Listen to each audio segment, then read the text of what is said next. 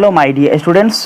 दोस्तों आज की वीडियो में हम लोग जो है क्लास 12th के हिंदी का पहला अध्याय बातचीत शीर्षक निबंध का आज हम लोग जो है टोटल इम्पोर्टेंस ऑब्जेक्टिव क्वेश्चन का सॉल्यूशन करने वाले हैं या डिस्कशन करने वाले हैं।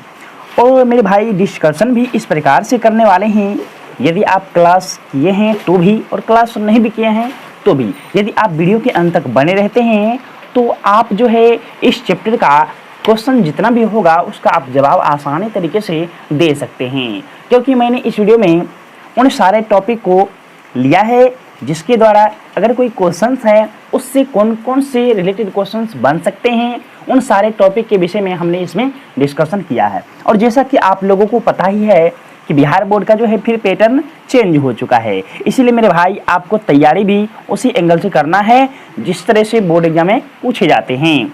तो दोस्तों चलिए बिना समय बर्बाद किए वीडियो को स्टार्ट करते हैं। तो दोस्तों जैसे कि आप लोगों को पता है कि बातचीत जो है एक निबंध है और इसके जो लेखक हैं बालकृष्ण भट्ट हैं। आप लोग क्लास किए होंगे तो आपको बिल्कुल अच्छी तरीके से पता होगा। तो चलिए वीडियो को स्टार्ट करते हैं। तो मेरे भाई हमारा पहला क्वेश्चन जो है वो क्वेश्चन है कि बालकृष्ण भट्ट का जन्म कब हुआ था। बालकृष्ण भट्ट का जन्म कब हुआ था, तो मेरे भाई आप लोगों को पता ही है कि इनका जन्म जो है 23 जून 1844 ईस्वी में हुआ था। और इससे रिलेटेड हमारा कौन कौन सा टॉपिक बनता है और उससे कौन कौन से प्रश्न बनते हैं, तो आपको ये पॉइंट भी याद रखने हैं कि मैं बता दूं आपको कि बालकृष्ण भट्ट का जन्म जो है 23 जून 1844 में हुआ था। यदि आपको पूछा जाए कि उनका जन्म कहाँ हुआ था तो वो इलाहाबाद उत्तर प्रदेश में हुआ था। और इनके पिताजी का भी नाम पूछा जाता है तो आपको याद रखना है कि इनके पिताजी का नाम जो है वो बेनी प्रसाद भट्ट है तथा माताजी का नाम पार्वती देवी है। तो ये पॉइंट इससे जुड़े हुए हैं दोस्तों, इसीलिए आपको ये पॉइंट भी याद रखने हैं। तो चलिए अगला क्वेश्चन देखते हैं हमारा क्या है। तो दोस्तों अगला क्वेश्चन जो है हमारा क्वेश्चन है कि बालकृष्ण भट्ट किस युग के निबंधकार हैं या किस युग के रचनाकार हैं। तो मैं बता दूं आपको कि बालकृष्ण भट्ट जो हैं वे भारतेंदु युग के रचनाकार हैं। यदि आपको दोस्तों पूछा जाता किस काल के रचनाकार हैं तो आप क्या बताते, तो चलिए उस पॉइंट को भी हम लोग ध्यान में रखेंगे। तो दोस्तों यह पॉइंट आपको याद रखना है क्योंकि इस पॉइंट से ही क्वेश्चंस यहाँ बनते हैं। आपको याद रखना है कि बालकृष्ण भट्ट जो हैं आधुनिक काल एवं भारतेंदु युग के महान निबंधकार थे। अर्थात दोस्तों काल यदि पूछा जाए कि बालकृष्ण भट्ट किस काल के रचनाकार हैं तो आप वहां पे आधुनिक काल बताइएगा। यदि युग पूछा जाए तो वे भारतेंदु युग के महान रचनाकार थे। उनके बाद है कि वे हिंदी के प्रारंभिक युग के महान पत्रकार भी थे तथा नाटककार एवं महान आलोचनाकार भी थे। तो चलिए अगला क्वेश्चन देखते हैं हमारा क्या है। हमारा क्वेश्चन है कि संयोगिता स्वयंवर किसकी रचना है। यानी दोस्तों संयोगिता स्वयंवर जो है यह एक लेखन है और इसके रचनाकार कौन है या यह किसकी रचना है, तो मैं बता दूं आपको कि जो रचना है वे लाला श्रीनिवास दास की रचना है। तो ये पॉइंट भी आपको ध्यान रखने हैं दोस्तों, संयोगिता स्वयंवर के जो लेखक हैं वे श्रीनिवास दास जी हैं, अर्थात लाला श्रीनिवास दास हैं। इसके विषय में तो हम लोग जान चुके हैं। और मैं बता दूं आपको कि बालकृष्ण भट्ट ने 1886 ईस्वी में संयोगिता स्वयंवर की कठोर आलोचना की। अर्थात लाला श्रीनिवास दास जी जो रचना किए हैं संयोगिता स्वयंवर, उनकी कठोर आलोचना बालकृष्ण भट्ट ने कब किया, 1886 ईस्वी में किया था। एक और पॉइंट ध्यान रखने हैं दोस्तों, जब भी आपको प्रश्न में दमयंती लगा रहे, यदि आपको पूछा जाए नल दमयंती या दमयंती स्वयंवर या पद्मावती या कीर्तार्जुन, ये सारे पॉइंट जो हैं दोस्तों, यदि इसमें से कोई भी पूछा जाता है कि लेखक कौन है इसके, तो वो कौन हो जाएंगे, बालकृष्ण भट्ट हो जाएंगे। तो चलिए अगला क्वेश्चन देखते हैं कि हमारा अगला क्वेश्चन क्या है। तो दोस्तों हमारा क्वेश्चन है कि कौन सी कृति बालकृष्ण भट्ट की लिखी हुई है। आपको इनमें से बताना है कि कौन सी रचना जो है बालकृष्ण भट्ट की है।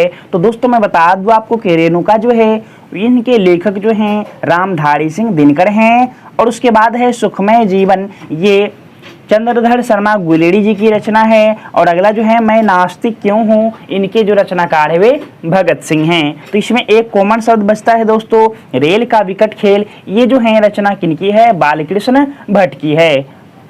तो चलिए आगे बढ़ते हैं और देखते हैं हमारा अगला क्वेश्चन क्या है। दोस्तों हमारा क्वेश्चन है कि बातचीत किस विधा की रचना है, यानी बातचीत जो है वह साहित्य की किस विधा की रचना है। तो मैं बता दूं आपको ये जो है निबंध है। यदि निबंध का प्रकार पूछा जाता तो कौन सा निबंध है, तो वो बताते आप ललित निबंध है।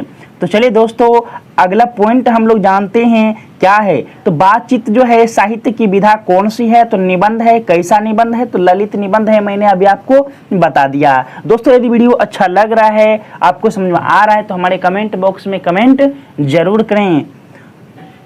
तो चलिए देखते हैं हमारा अगला क्वेश्चन क्या है। हमारा क्वेश्चन है कि रॉबिन्सन क्रूसो 16 वर्ष के उपरांत किसके मुख से एक बात सुनी। यानी रॉबिन्सन क्रूसो जो है दोस्तों 16 वर्ष के बाद जो है किसके मुख से एक बात सुनी थी, तो जो सुने थे फ्राइडे के मुख से एक बात सुने थे।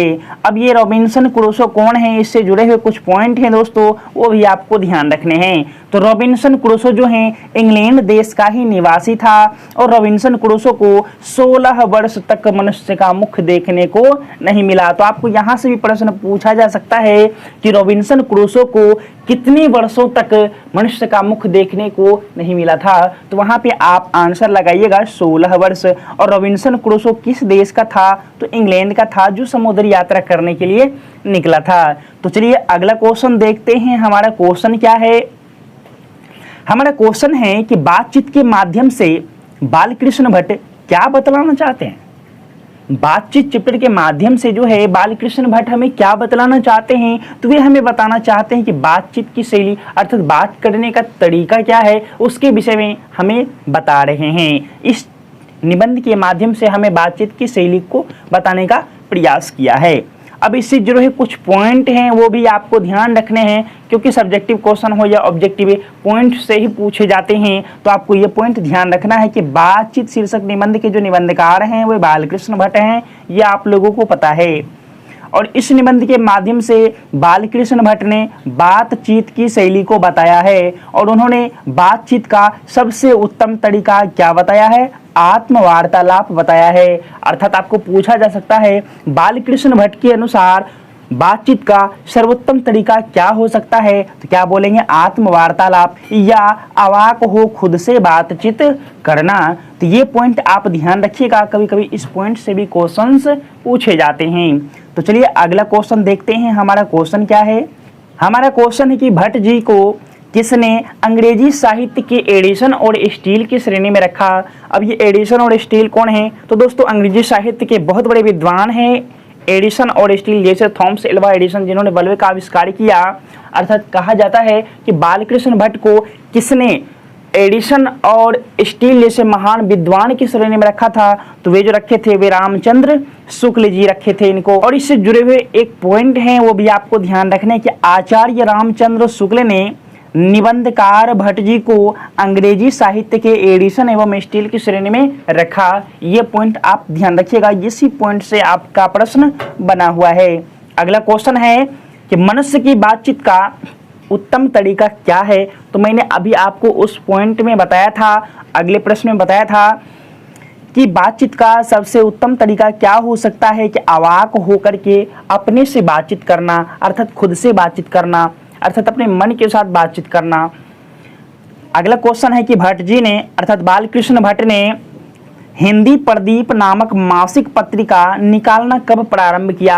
मेरे भाई एक पॉइंट आया है मासिक पत्रिका, बहुत सारे बच्चों के कन्फ्यूजन रहता है कि मासिक पत्रिका होता क्या है। तो मैं बता दूं आपको कि मासिक पत्रिका वह पत्रिका है, वह अखबार है जो महीना में एक बार प्रकाशित होता है, उसको मासिक पत्रिका कहते हैं। साप्ताहिक पत्रिका का मतलब हुआ सप्ताह में एक बार वह प्रकाशित होता है। तो यहाँ जो है बालकृष्ण भट्ट का एक पत्रिका है हिंदी प्रदीप, जो मासिक पत्रिका है, उन्होंने कब निकालना प्रारंभ किया था। तो मेरे भाई मैं बता दूं आपको कि 1877 ईस्वी से जो है हिंदी प्रदीप नामक मासिक पत्रिका निकालना बालकृष्ण भट्ट जी प्रारंभ कर दिए थे।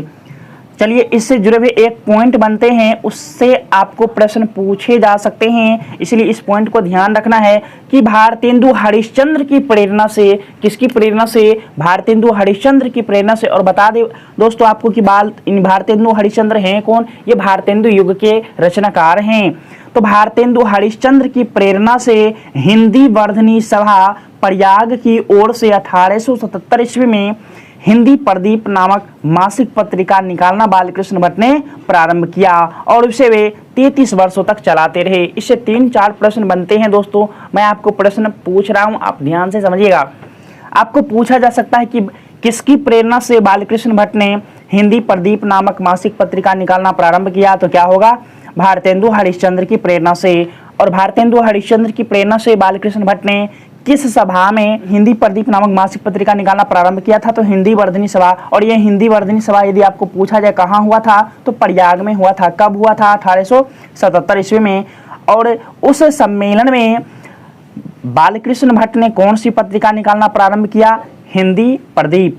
तो ये आपको ध्यान रखना। और हिंदी प्रदीप जो नामक पत्रिका है वो कैसी पत्रिका है? तो मासिक पत्रिका है। और बालकृष्ण भट्ट कितने वर्षों तक उस पत्रिका को चलाते रहे थे? 33 वर्षों तक। ये भी ध्यान रखने हैं आपको। चलिए देखते हैं अगला क्वेश्चन क्या है।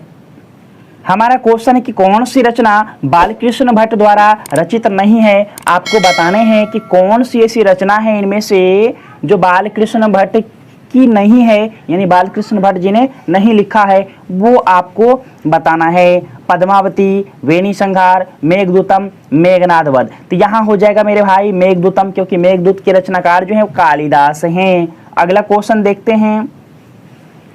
हमारा अगला क्वेश्चन है कि कौन सा उपन्यास बालकृष्ण भट्ट द्वारा रचित है? अब ये उपन्यास क्या होता है? तो लंबी लंबी कहानियों को बच्चों उपन्यास कहते हैं। तो यहाँ पे बताने हैं आपको कि इनमें से कौन सा उपन्यास जो है बालकृष्ण भट्ट जी लिखे हैं। तो मैं बता दूं आपको कि 100 अजान एक सुजान जो उपन्यास हैं यह बालकृष्ण भट्ट के द्वारा लिखा गया है।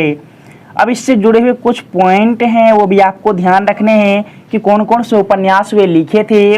रहस्य कथा, नूतन ब्रह्मचारी, 100 अजान एक सुजान, गुप्तबेरी, रसातल यात्रा, उचित दक्षिणा, हमारी घड़ी, सद्भाव का अभाव, ये सब उनके उपन्यास हैं। और इसमें से कोई भी प्रश्न पूछे कि इसके रचनाकार कौन हैं तो बालकृष्ण भट्ट हो जाएंगे। अगला क्वेश्चन देखते हैं क्या है। तो हमारा अगला क्वेश्चन है दोस्तों कि नाटक के प्रारंभ में होने वाले मंगल पाठ को क्या कहा जाता है? तो दोस्तों आप लोग देखे होंगे कि जब भी नाटक कोई प्रोग्राम होता है तो शुरू जब होता है प्रोग्राम तो उससे पहले कुछ कीर्तन वगैरह सब होता है, उसको हम लोग क्या कहते हैं? तो उसे हम लोग नांदी पाठ कहते हैं। तो ये ध्यान रखिएगा कि नाटक के प्रारंभ में होने वाले पाठ को क्या बोलते हैं? नांदी पाठ कहते हैं। अगला क्वेश्चन देखते हैं हमारा क्या है। हमारा क्वेश्चन है कि रॉबिन्सन क्रूसो को कब तक मनुष्य का मुख देखने को नहीं मिला? यानी रॉबिन्सन क्रूसो जो हैं उनको कब तक मनुष्य का मुख देखने को नहीं मिला था? तो इस 16 वर्ष तक मनुष्य का मुख देखने को उनको नहीं मिला था। और मैंने बताया था आपको कि रॉबिन्सन क्रूसो कौन थे? तो वे इंग्लैंड देश के निवासी थे और वे समुद्री यात्रा पर निकले हुए थे। यदि आप इसके विषय में नहीं जानते हैं तो कोई बात नहीं, मैं इस वीडियो के लास्ट में उस वीडियो का लिंक दे दूंगा, आप वहाँ से रॉबिन्सन क्रूसो के विषय में जान सकते हैं। तो चलिए देखते हैं अगला क्वेश्चन हमारा क्या है। तो मेरे भाई हमारा क्वेश्चन है कि बोलने से ही मनुष्य के रूप का साक्षात्कार होता है, यह किसने कहा? यानी बोलने से ही, अर्थात मनुष्य जब बोलता है तो उसका साक्षात्कार होता है, अर्थात इंटरव्यू का पता चलता है, अर्थात उस व्यक्ति के विषय में पता चलता है। किसके द्वारा? तो बोलने के द्वारा। ऐसा कौन कहे थे? तो ऐसा बोले थे बेन जॉनसन। बेन जॉनसन जी का कहना था कि बोलने से ही मनुष्य के रूप का साक्षात्कार होता है, अर्थात जब तक मनुष्य बोलता नहीं तब तक उसके गुण दोष प्रकट नहीं होते हैं। ध्यान रखिएगा। अब इससे जुड़े हुए कुछ पॉइंट हैं जो आपके प्रश्न पूछे जा सकते हैं या आपके बोर्ड एग्जाम में पूछे जा सकते हैं, वो भी ध्यान रखना आपको। ये पॉइंट है कि बातचीत के अनेक फायदों में से 2 फायदे सबसे महत्वपूर्ण होते हैं। पहला है स्पीच, वक्तृता, जिसको हम लोग भाषण कहते हैं, और दूसरा है हमारा बातचीत।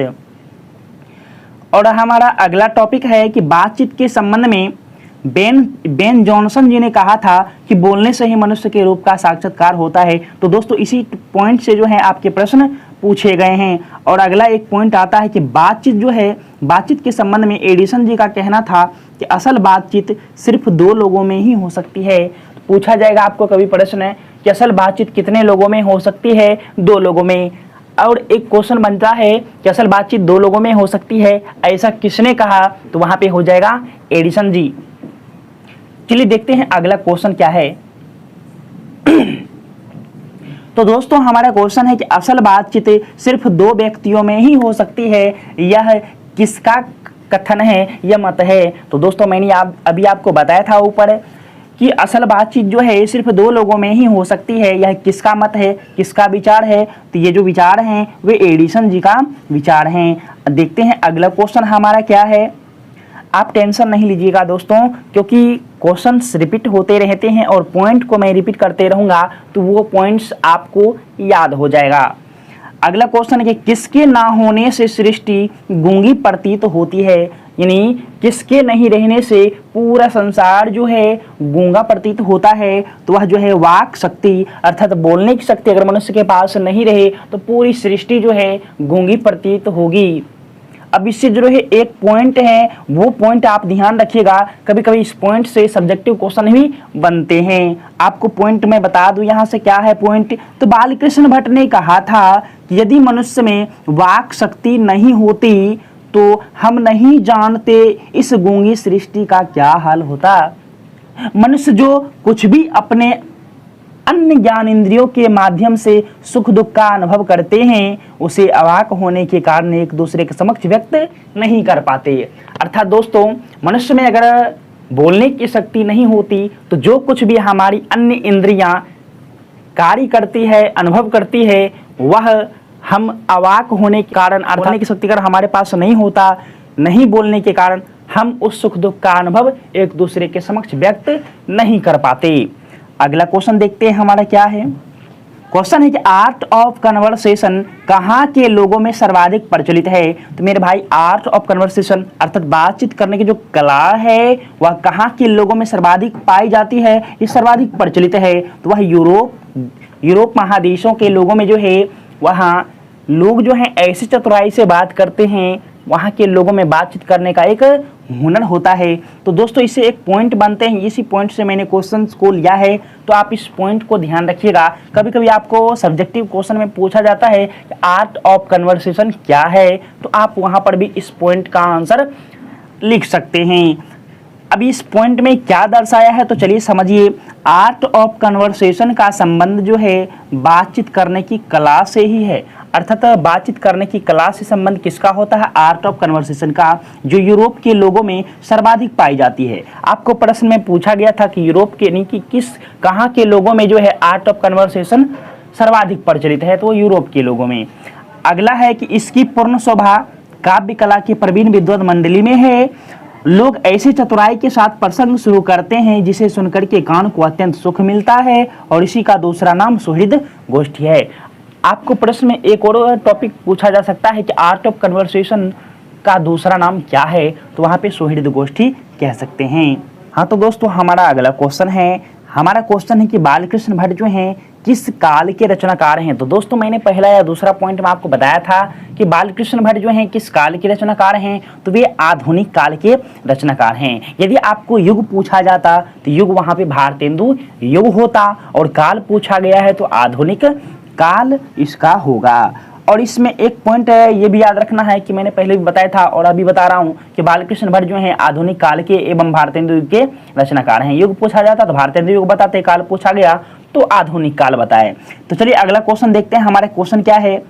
तो दोस्तों हमारा क्वेश्चन है कि बातचीत से मन किस प्रकार का हो जाता है, अर्थात बातचीत करने से जो है मन किस तरह का हो जाता है, तो हल्का और स्वच्छ हो जाता है।